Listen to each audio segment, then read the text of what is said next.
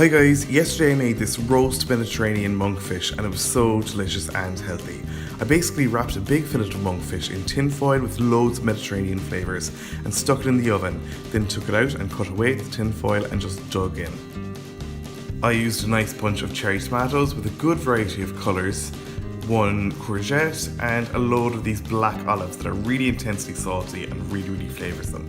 So take a roasting tray and line it with a good amount of tin foil. Then I added some fresh bay leaves to it. I just picked this branch from the garden. Now just push it aside, grab a chopping board and slice up your courgette. I'm slicing these kind of at the diagonal and only in about centimetre thick slices.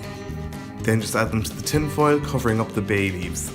Then I placed one large monkfish fillet on top. That's just over 600 grams, which served 3 adults and my 2-year-old nephew. Now take a good bunch of cherry tomatoes, I have 13 here, and halve them all along their equator. When they're all done, shape the tin foil into kind of a trough shape so that when you add the tomatoes they won't spill and fall off the tin foil. Next I took these gorgeous black olives that I got in the farmer's market that are flavoured with rosemary and parsley, I think. And not all of them are pitted, so I was really careful to pit them all because, like I said, I was serving this for my 2-year-old nephew and any pits might be dangerous for him. Then I drizzled over some good extra virgin olive oil. I added a sprinkling of sea salt flakes and a nice grinding of freshly ground black pepper.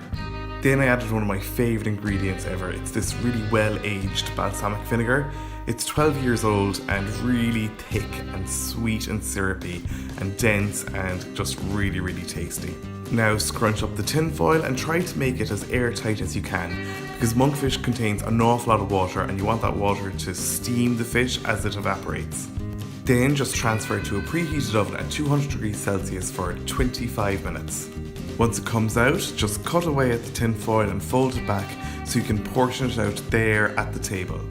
I just served all this up with some quick and easy sautéed rainbow chard, and because the day was really hot, too hot for potatoes, I just served up some crusty white bread to mop up all the juices.